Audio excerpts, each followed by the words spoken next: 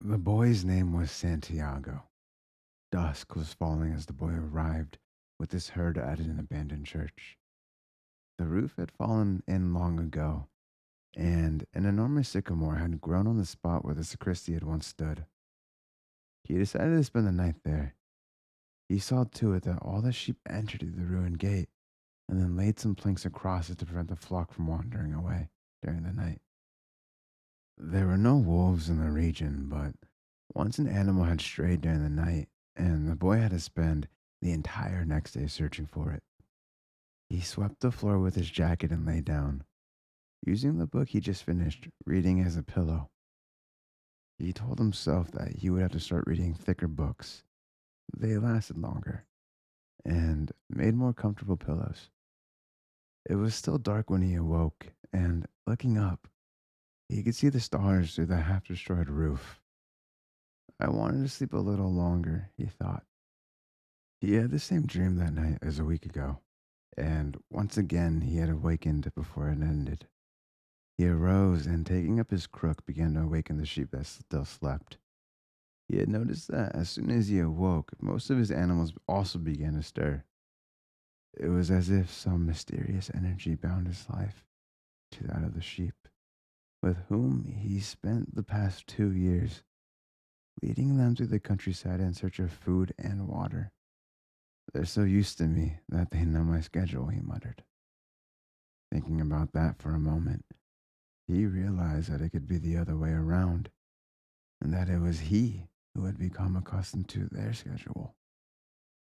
But there was certain of them who took a bit longer to awaken. The boy prodded them one by one with his crook, calling each by name. He had always believed that the sheep were able to understand what he said, so there were times when he read them parts of his books that had made an impression on him, or when he would tell them of the loneliness or the happiness of the shepherd in the fields.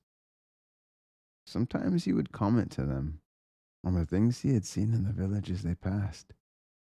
But for the past few days, he had spoken to them about only one thing: the girl, the daughter of a merchant who lived in the village. They had reached it in about 4 days.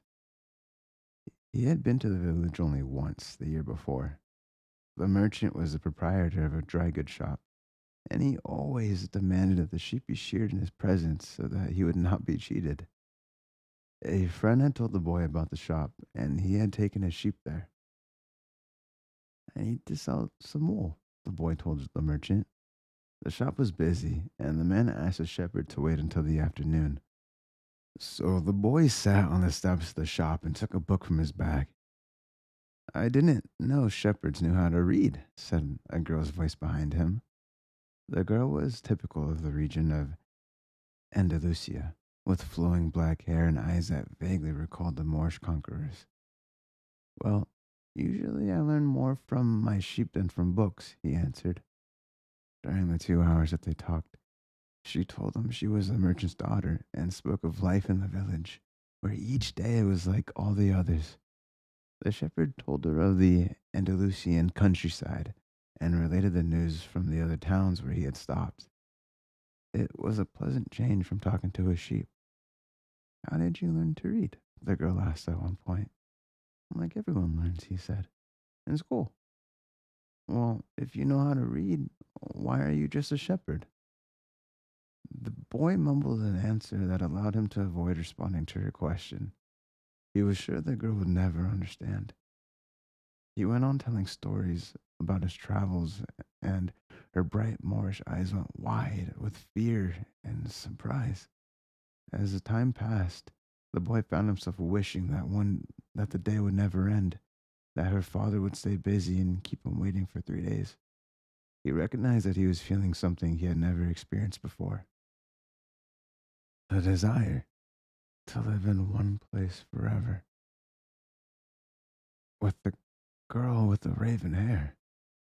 His days would never be the same again. But finally, the merchant appeared and asked the boy to shear 4 sheep.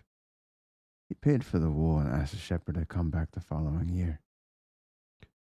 And now it was only 4 days before he would be back in that same village. He was excited and at the same time uneasy. Maybe the girl had forgotten him. Lots of shepherds passed through, selling their wool. It doesn't matter, he said to his sheep. I know the other girls in other places. But in his heart, he knew that it didn't matter. And he knew that shepherds, like seamen and like traveling salesmen, always found a town where there was someone who could make them forget the joys of carefree wandering. The day was dawning, and the shepherd urged his sheep in the direction of the sun. They never have to make any decisions, he thought. Maybe that's why they always stay close to me. The only thing that concerned sheep were food and water.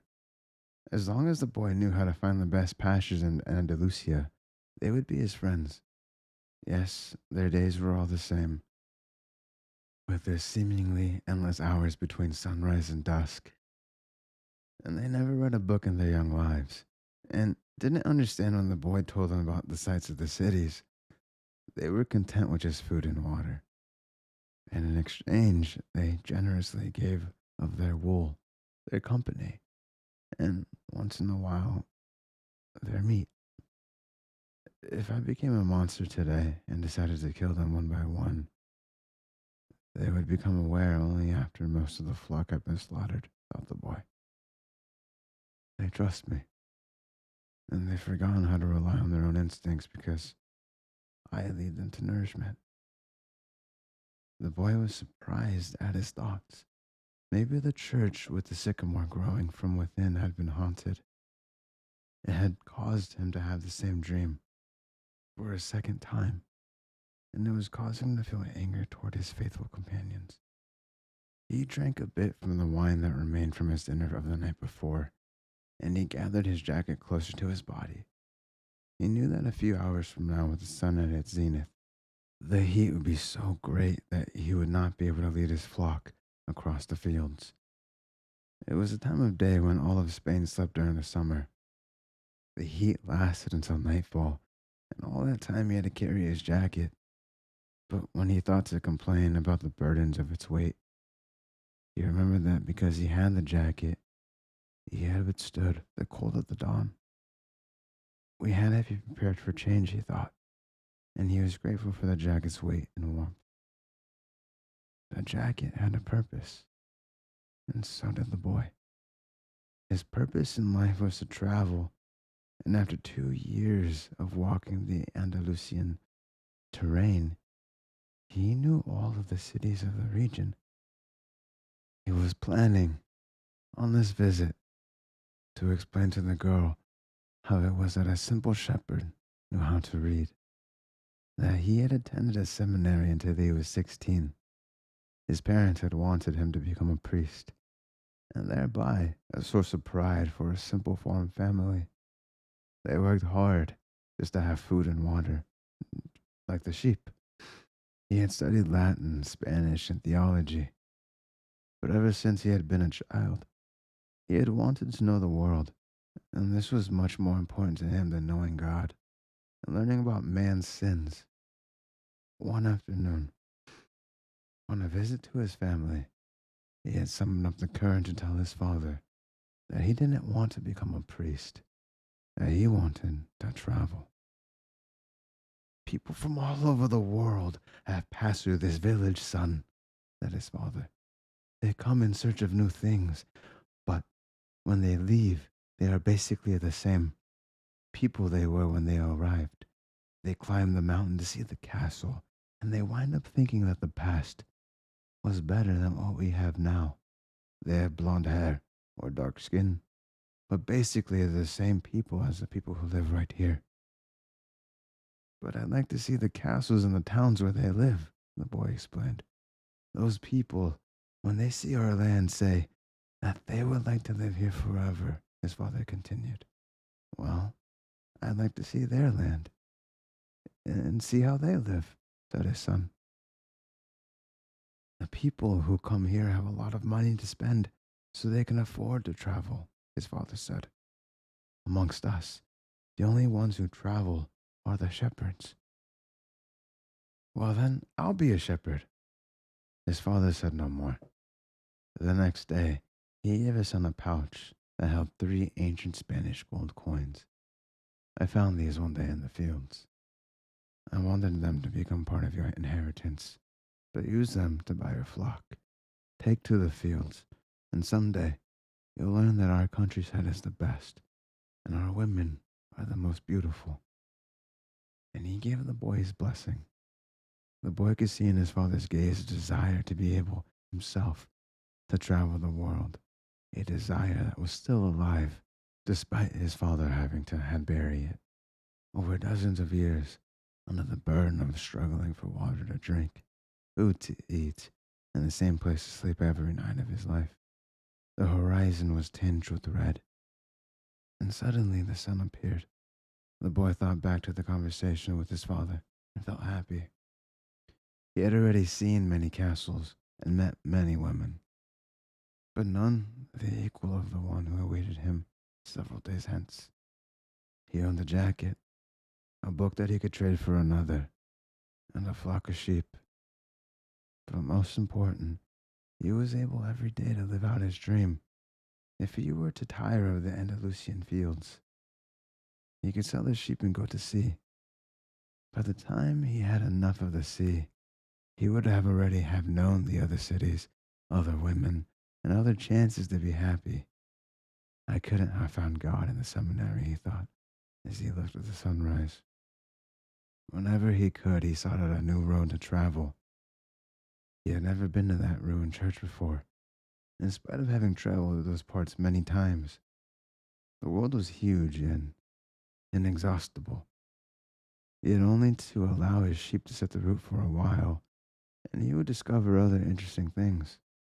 The problem is that they don't even realize that they're walking a new road every day. They don't see that the fields are new and the seasons change. All they ever think about is food and water. Maybe we're all that way, the boy mused. Even me. I haven't thought of other women since I met the merchant daughter. Looking at the sun, he calculated that he would reach Tarifa before midday. There, he could exchange his book for a thicker one, fill his wine bottle, shave, and have a haircut. He had to prepare himself for his meeting with the girl, and he didn't want to think about the possibility that some other shepherd with a larger flock of sheep had arrived there before him and asked for her hand.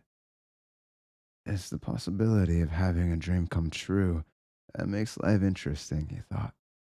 As he looked again at the position of the sun and hurried his pace, he had suddenly remembered that in Tarifa there was an old woman who interpreted dreams.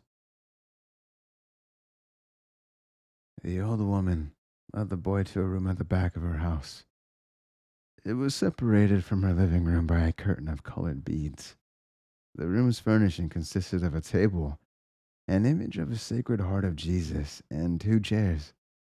The woman sat down and told him to be seated as well. Then she took both of his hands in hers and began quietly to pray.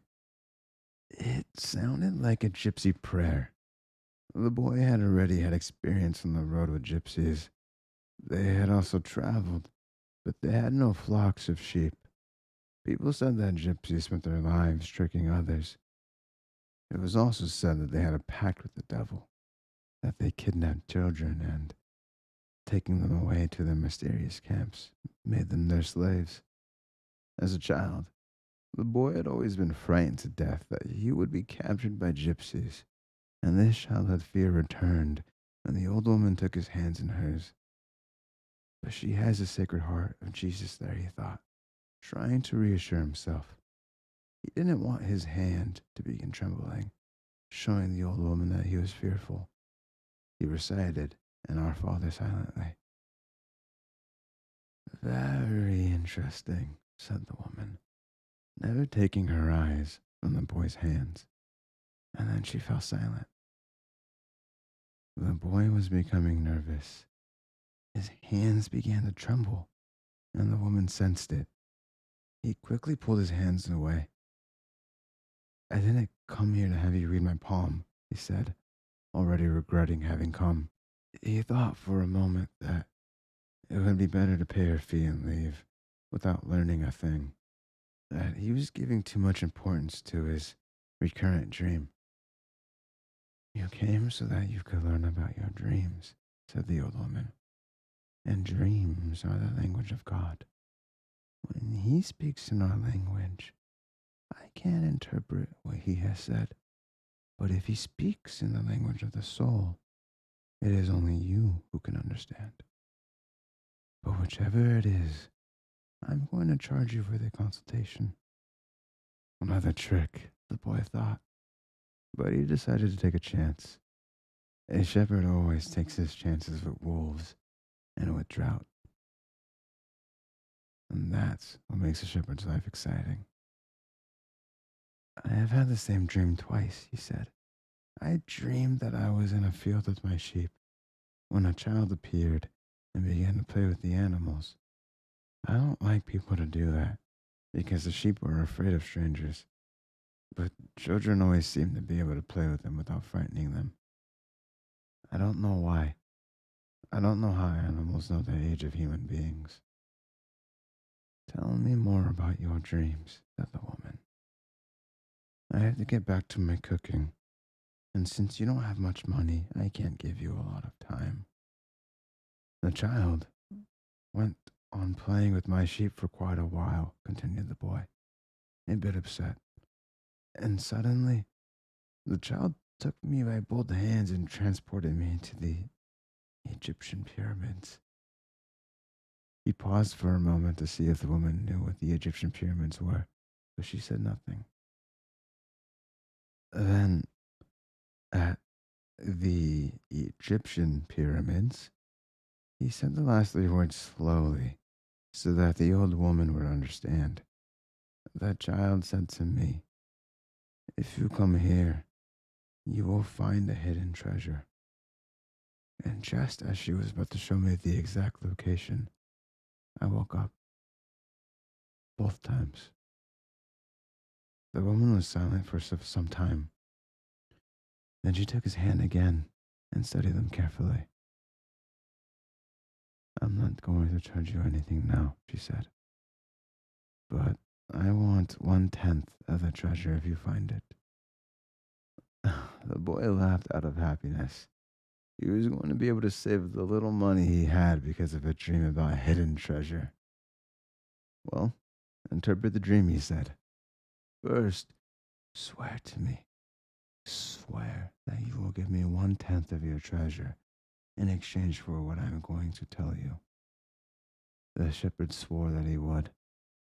The old woman asked him to swear again while looking at the image of the Sacred Heart of Jesus. It's a dream in the language of the world, she said. I can't interpret it, but the interpretation is very difficult. That's why I feel I deserve a part of what you find. And this is my interpretation. You must go to the pyramids in Egypt. I have never heard of them, but if it was a child who showed you to them, they exist. That you will find a treasure that will make you a rich man. The boy was surprised and then irritated. He didn't need to seek out the old woman for this, but then he remembered he wasn't going to have to pay anything. I didn't need to waste my time just for this, he said. I told you that your dream was a difficult one. It's the simple things in life that are the most extraordinary. Only wise men are able to understand them. And since I am not wise, I have to learn other arts, such as the reading of the palms. Well, how am I going to get to Egypt? I only interpret dreams. I don't know how to turn them into reality. That's why I have to live off what my daughters provide me with. And what if I never get to Egypt? Then I don't get paid. It wouldn't be the first time. And the woman told the boy to leave, saying she already wasted too much time with him. So, the boy was disappointed. He decided he would never again believe in dreams. You remember that he had a number of things he had to take care of.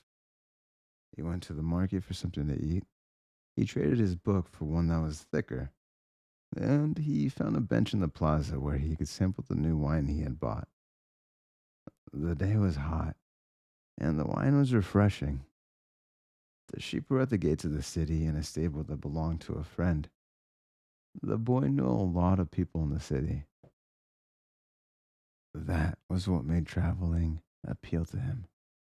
He always made new friends, and he didn't need to spend all of his time with them.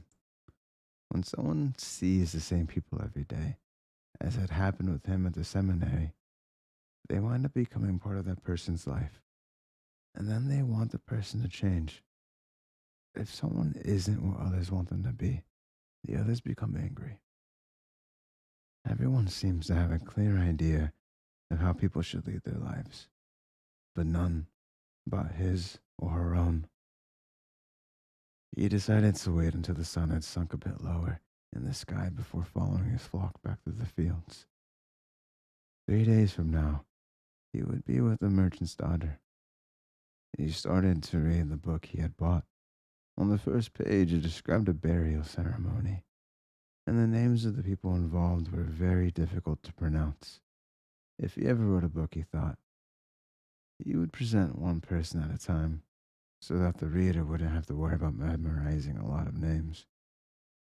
When he was finally able to concentrate on what he was reading, he liked the book better.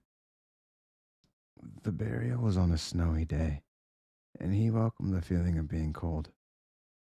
As he read on, an old man sat down at his side and tried to strike up a conversation. "What are they doing?" the old man asked, pointing at the people in the plaza. "Working," the boy answered dryly, making it look as if he wanted to concentrate on his reading. Actually, he was thinking about shearing his sheep in front of the merchant's daughter so that she could see that he was someone who was capable of doing difficult things. He had already imagined that scene many times. Every time, the girl became fascinated when he explained that the sheep had to be sheared from the back to the front. He also tried to remember some good stories to relate as he sheared the sheep. Most of them he read in books, but he would tell them as if they were from his personal experience. She would never know the difference because she didn't know how to read. Meanwhile, the old man persisted in his attempt to strike up a conversation. He said that he was tired and thirsty and asked if he might have a sip of the boy's wine. The boy offered his bottle, hoping that the old man would leave him alone. But the old man wanted to talk, and he asked the boy what book he was reading. The boy was tempted to be rude and moved to another bench, but his father taught him to be respectful of the elderly. So he held up the book to the man for two reasons.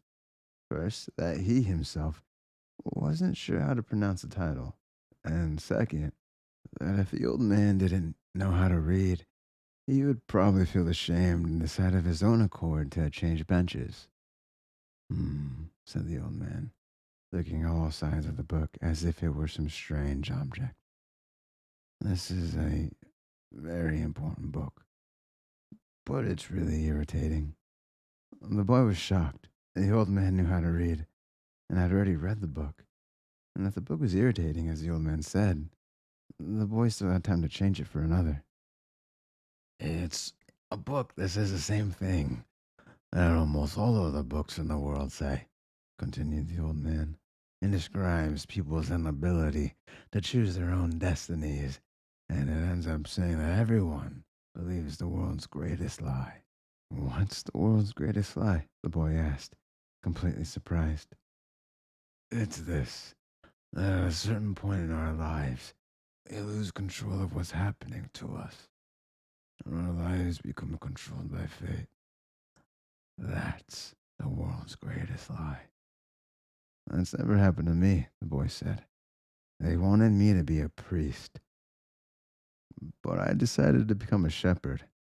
"Much better," said the old man, "because you really like to travel." "You knew what I was thinking," the boy said to himself. The old man, meanwhile, was leafing through the book. without seeming to want to return it at all.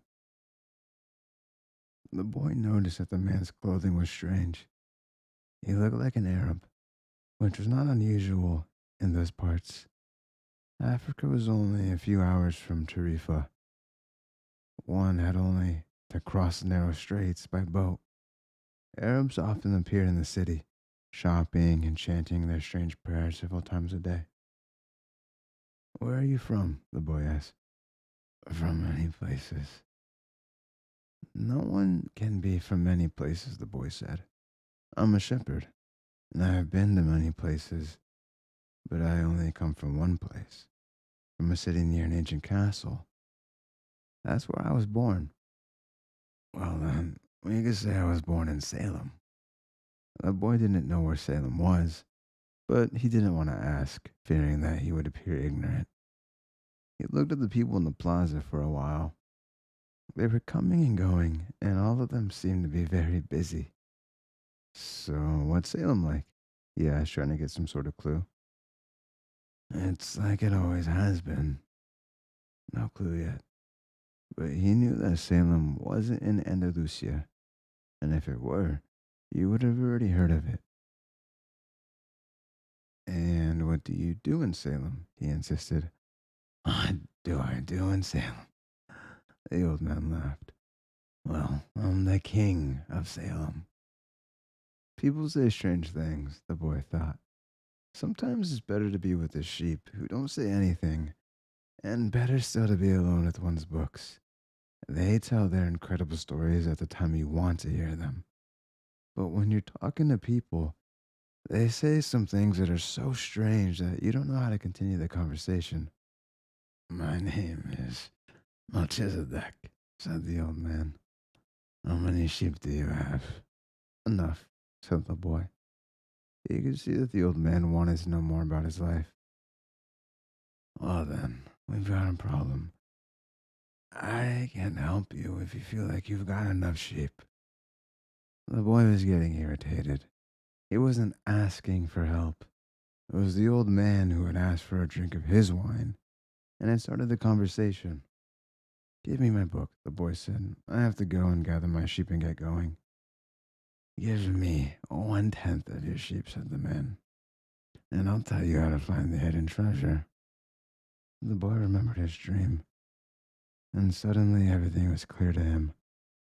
The old woman hadn't charged him anything, but the old man, maybe he was her husband, was going to find a way to get much more money in exchange for information about something that didn't even exist. The old man was probably a gypsy too. But before the boy could say anything, the old man leaned over, picked up a stick, and began to write in the sand of the plaza. Something bright reflected from his chest with such intensity that the boy was momentarily blinded. With a movement that was too quick for someone his age, the man covered whatever it was with his cape. When his vision returned to normal, the boy was able to read what the old man had written in the sand. There in the sand of the plaza of that small city, the boy read the names of his father and his mother, and the name of the seminary he had attended. He read the name of the merchant's daughter, which he hadn't even known. And he read things he never told anyone. I'm the king of Salem, the old man had said. Why would a king be talking with a shepherd?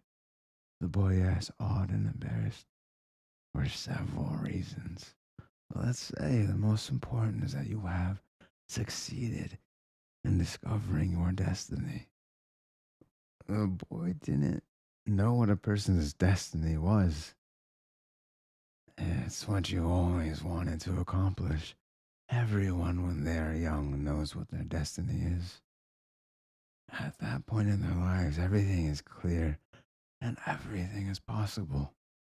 They are not afraid to dream and to yearn for everything they would like to see happen to them in their lives.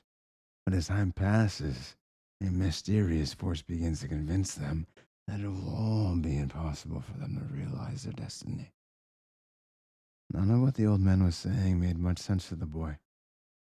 but he wanted to know what the mysterious force was. The merchant's daughter would be impressed when he told her about that. It's a force that appears to be negative, but actually shows you how to realize your destiny and prepares your spirit and your will. Because there's one great truth on this planet.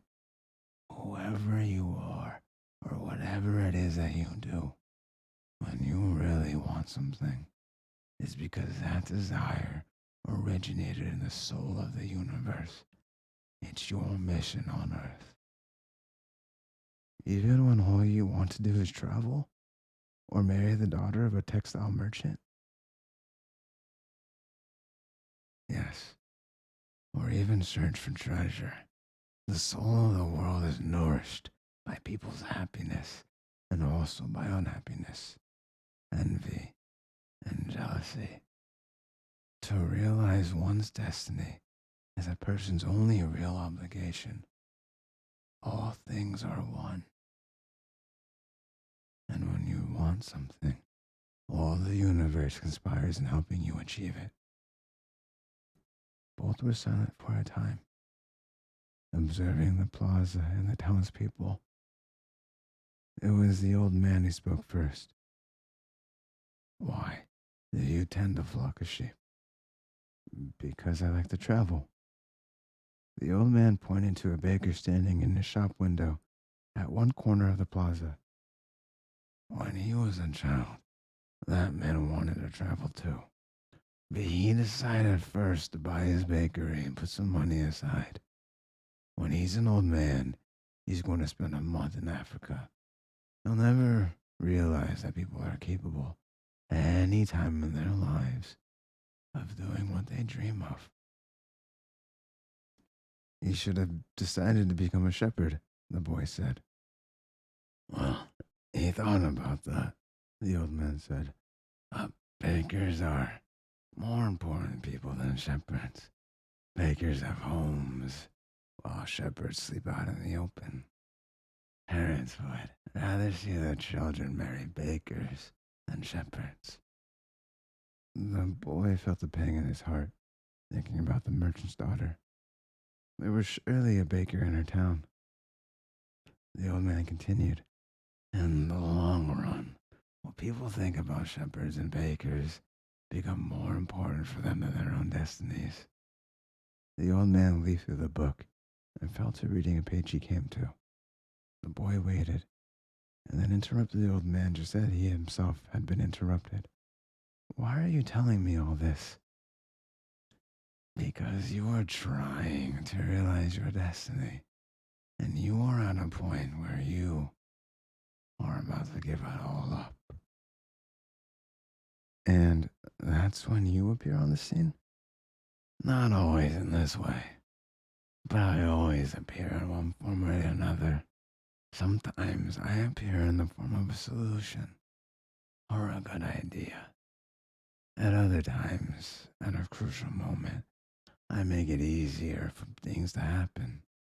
There are other things I do too, but most of the time people don't realize I've done them. The old man related that the week before, he had been forced to appear before a miner and had taken the form of a stone. The miner had abandoned everything to go mining for emeralds. For 5 years, he had been working a certain river and examined hundreds of thousands of stones looking for an emerald. The miner was just about to give it all up, right at the point when, if he were to examine just one more stone, just one more, he would find his emerald. Since the miner had sacrificed everything to his destiny, the old man decided to become involved. He transformed himself into a stone that rolled up to the miner's foot. The miner, with all the anger and frustration of his 5 fruitless years, picked up the stone and threw it aside. But he had thrown it with such force that it broke the stone it fell upon. And there, embedded in the broken stone, was the most beautiful emerald in the world. People learn early in their lives. What is their reason for being? Said the old man, with a certain bitterness. Maybe that's why they gave up on it so early. But that's the way it is. The boy reminded the old man that he had said something about hidden treasure. Treasure is uncovered by the force of flowing water, and it is buried by the same currents, said the old man. If you want to learn about your treasure, you will have to give me 1/10 of your flock. What about 1/10 of my treasure? The old man looked disappointed. If you start out by promising what you don't even have yet, you'll lose your desire to work toward getting it. The boy told him that he had already promised to give 1/10 of his treasure to the gypsy. Gypsies are experts at getting people to do that, said the old man. In any case, it's good that you've learned that everything in life has its price. This is what the warriors of the light try to teach. The old man returned the book to the boy. Tomorrow at the same time, bring me 1/10 of your flock, and I will tell you how to find the hidden treasure. Good afternoon. And he vanished around the corner of the plaza. The boy began again to read his book, but he was no longer able to concentrate. He was tense and upset because he knew that the old man was right. He went over to the bakery and bought a loaf of bread, thinking about whether or not he should tell the baker what the old man had said about him. Sometimes it's better to leave things as they are, he thought to himself, and decided to say nothing. If he were to say anything, the baker would spend 3 days thinking about giving it all up, even though he had gotten used to the way things were. The boy could certainly resist causing that kind of anxiety for the baker. So he began wandering through the city and found himself at the gates. There was a small building there with a window at which people bought tickets to Africa, and he knew that Egypt was in Africa. Can I help you? Asked the man behind the window. Maybe tomorrow, said the boy, moving away. If he sold just one of his sheep, he'd had enough to get to the other shore of the strait. The idea frightened him. Another dreamer, said the ticket seller to his assistant, watching the boy walk away. He doesn't have enough money to travel. While standing at the ticket window, the boy had remembered his flock and decided he should go back to being a shepherd. In 2 years, he had learned everything about shepherding. He knew how to shear sheep, how to care for pregnant ewes, and how to protect the sheep from wolves. He knew all of the fields and pastures of Andalusia, and he knew what was the fair price for every one of his animals. He decided to return to his friend's stable by the longest route possible. As he walked past the city's castle, he interrupted his return and climbed to the stone ramp that led to the top of the wall. From there, he could see Africa in the distance. Someone had once told him that it was from there the Moors had come to occupy all of Spain. He could see almost the entire city from where he sat, including the plaza where he had talked with the old man. Curse the moment where I met that old man, he thought.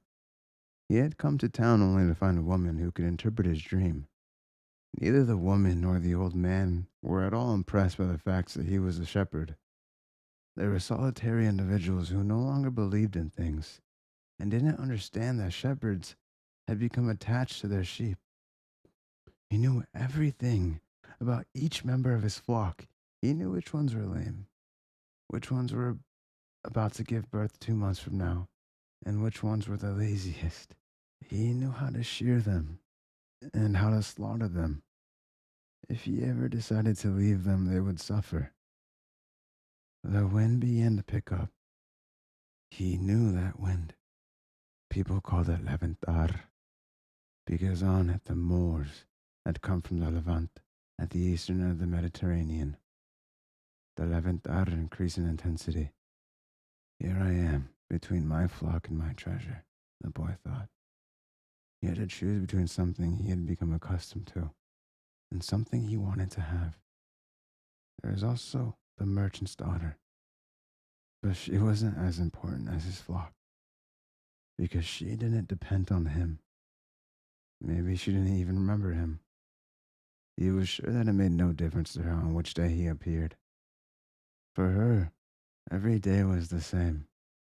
And when each day is the same as the next, it's because people fail to recognize the good things that happen in their lives every day that the sun rises.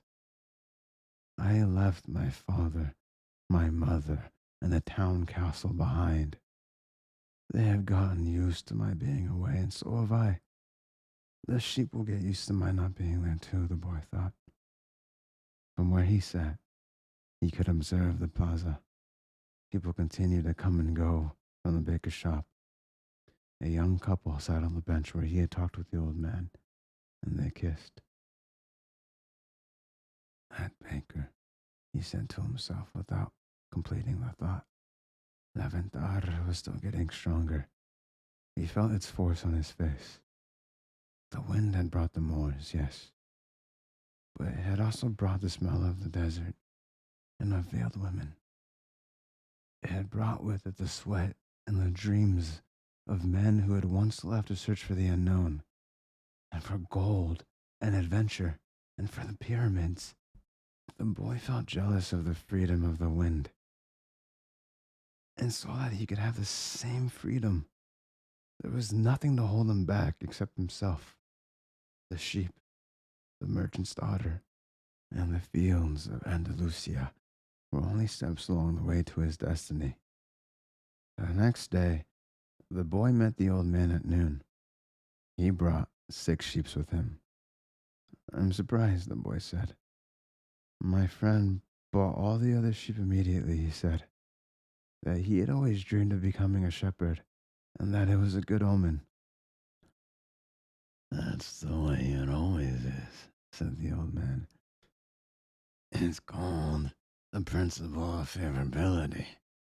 When you play cards for the first time, you're almost sure to win. Beginner's luck. Why is that? Because there is a force that wants you to realize your destiny. It whets your appetite with a taste of success. Then the old man began to inspect the sheep. The boy explained that it wasn't important, since that sheep was the most intelligent of the flock and produced the most wool. Where is the treasure? He asked. It's in Egypt, near the pyramids. The boy was startled. The old woman had said the same thing, but she hadn't charged him anything. In order to find the treasure, you will have to follow the omens.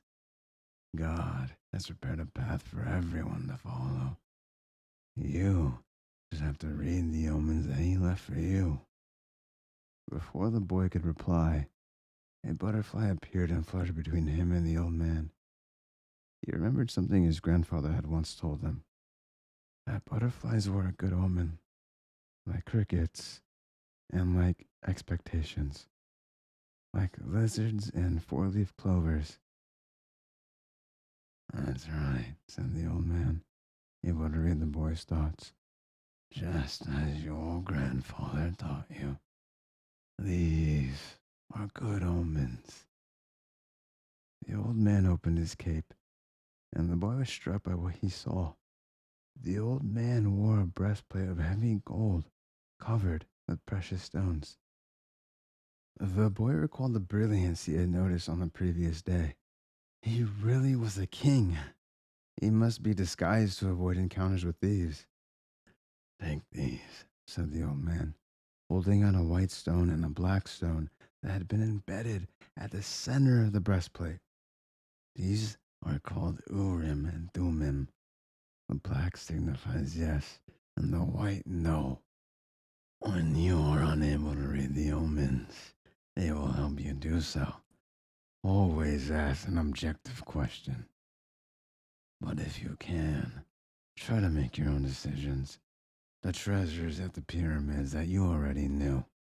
But I had to insist on the payment of 6 sheep because I helped you to make your decision. The boy put the stones in his pouch. From then on, he would make his own decisions. Don't forget that everything you deal with is only one thing and nothing else. And don't forget the language of omens. And above all, don't forget to follow your destiny through to its conclusion. But before it goes, I want to tell you a little story. A certain shopkeeper sent his son to learn about the secret of happiness from the wisest man in the world. The lad wandered through the desert for 40 days and finally came upon a beautiful castle high atop a mountain. It was there that the wise man lived. Rather than finding a saintly man, though, our hero, on entering the main room of the castle, saw a hive of activity. Tradesmen came and went. People went conversing in the corners. A small orchestra was playing soft music, and there was a table covered with platters of the most delicious food in that part of the world. The wise man conversed with everyone, and the boy had to wait for 2 hours before it was his turn to be given the man's attention. The wise man listened attentively to the boy's explanation of why he had come, but told him that he didn't have time just then to explain the secret of happiness. He suggested the boy look around the palace and return in 2 hours. Meanwhile, I want to ask you to do something, said the wise man, handing the boy a teaspoon and 2 drops of oil. As you wander around, carry the spoon with you without allowing the oil to spill. The boy began climbing, descending the many stairs of the palace, keeping his eyes fixed on the spoon. After 2 hours, he returned to the room where the wise man was.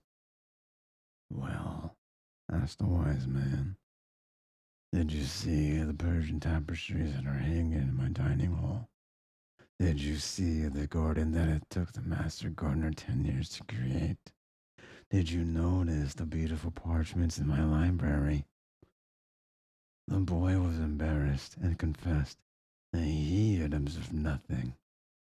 His only concern had been not to spill the oil that the wise man had entrusted to him. Then go back and observe the marvels of my world, said the wise man. You cannot trust a man if you don't know his house. Relieved, the boy picked up the spoon and returned to his exploration of the palace. This time, observing all of the works of art on the ceilings and the walls, he saw the gardens and the mountains all around him, the beauty of the flowers, and with taste with which everything had been selected. Upon returning to the wise man, he related in detail everything he had seen. But where are the drops of oil I entrusted to you? Asked the wise man. Looking down at the spoon he held, the boy saw that the oil was gone. Well, there is only one piece of advice I can give you, said the wisest of wise men. The secret of happiness is to see all the marvels of the world and never forget the drops of oil on the spoon. The shepherd said nothing. He had understood the story the old king had told him. A shepherd may like to travel, but he should never forget about his sheep. The old man looked at the boy, and with his hands held together made several strange gestures over the boy's head. Then taking his sheep, he walked away. At the highest point in Tarifa, there is an old fort built by the Moors. From atop its walls, one can catch a glimpse of Africa. Melchizedek, the king of Salem, sat on the wall of the fort that afternoon and felt the laventar blowing on his face. The sheep fidgeted nearby, uneasy with their new owner and excited by so much change. All they wanted was food and water. Melchizedek watched a small ship that was plowing its way out of the port.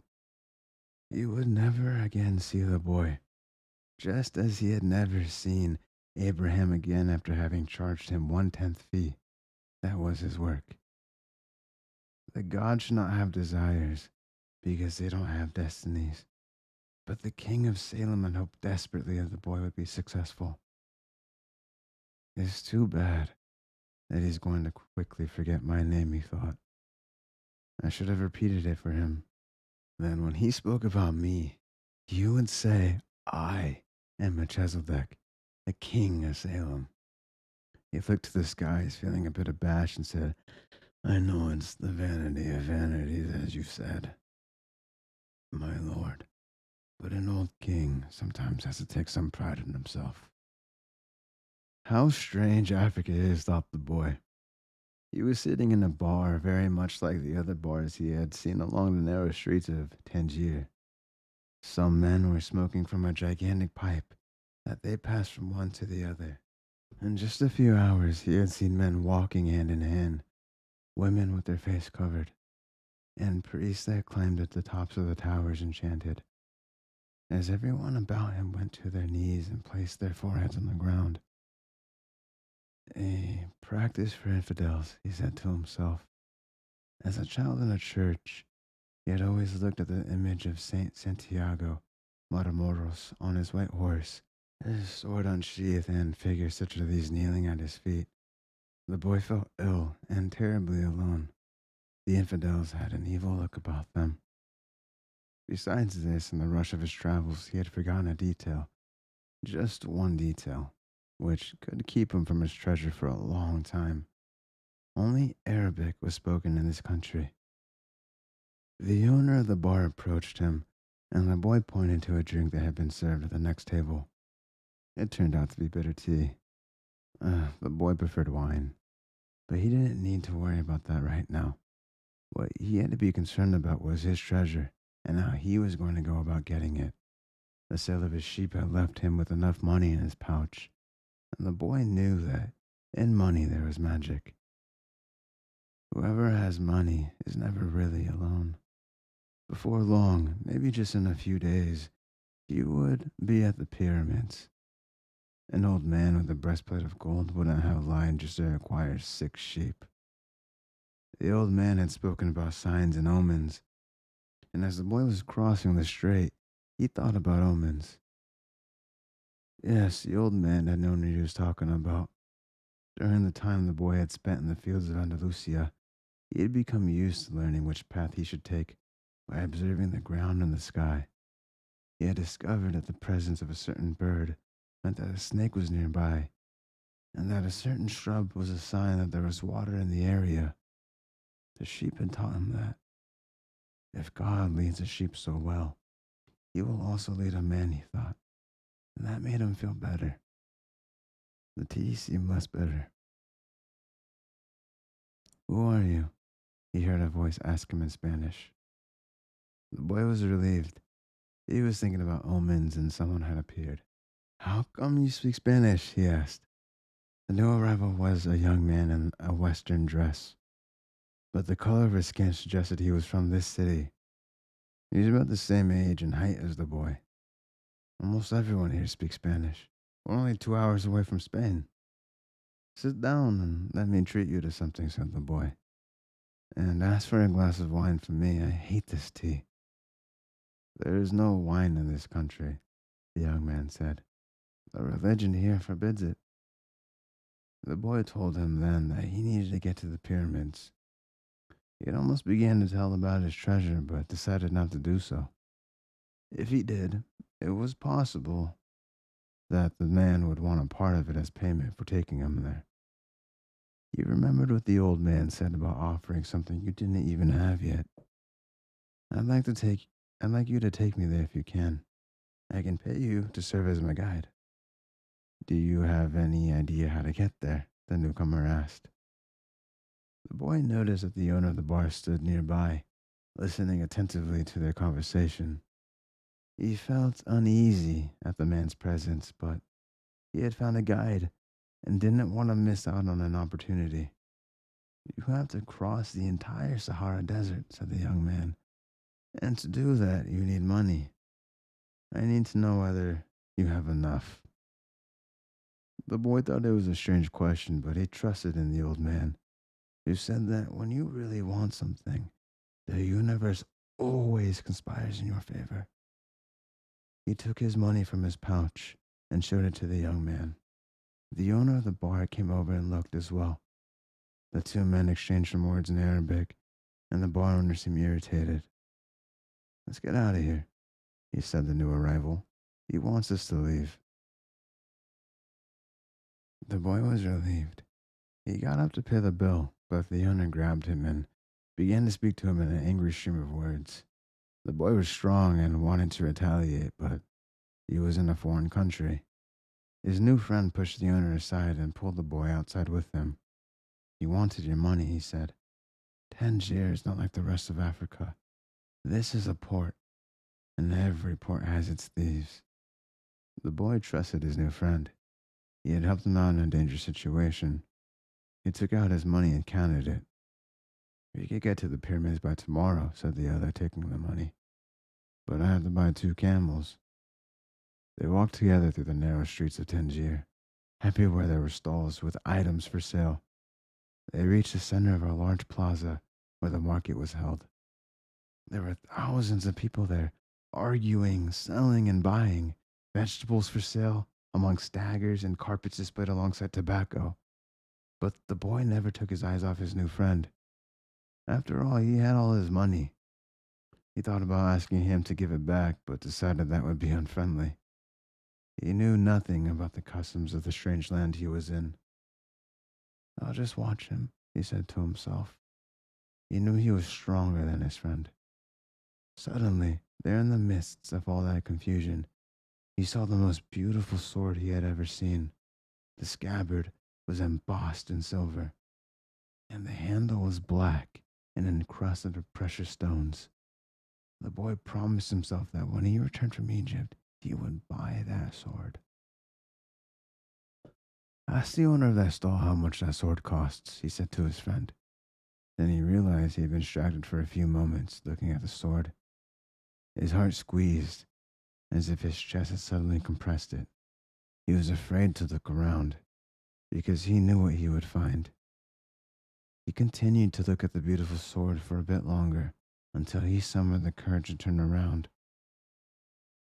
All around him was the market, and people coming and going, shouting and buying, and the aroma of strange food. But nowhere could he find his new companion. The boy wanted to believe his friend had simply become separated from him by accident. He decided to stay right there and await his return. As he waited, a priest climbed to the top of the nearby tower and began his chant. Everyone in the market fell to their knees, touched their foreheads to the ground, and took up the chant. Then, like a colony of ants, they dismantled their stalls and left. The sun began its departure as well. The boy watched it through its trajectory for some time, until it was hidden behind the white houses surrounding the plaza.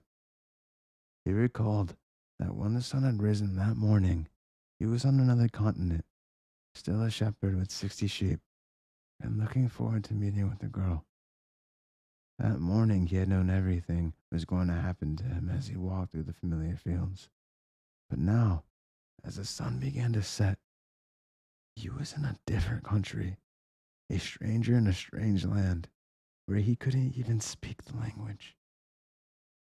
He was no longer a shepherd, and he had nothing, not even the money to return and start everything over.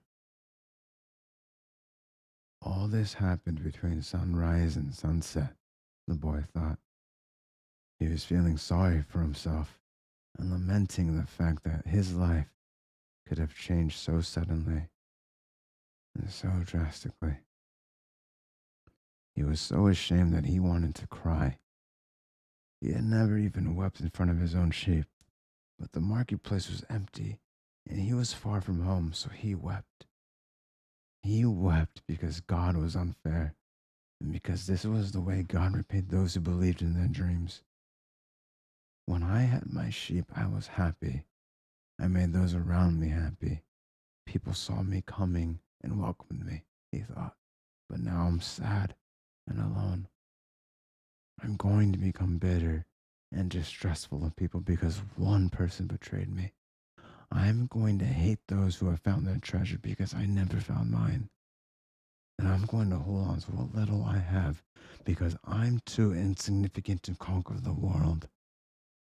He opened his pouch to see what was left of his possessions. Maybe there was a bit left of the sandwich he had eaten on that ship. But all he found was the heavy book, his jacket, and the 2 stones the old man had given him. As he looked at the stones, he felt relieved for some reason. He had exchanged 6 sheep for 2 precious stones that had been taken from a gold breastplate.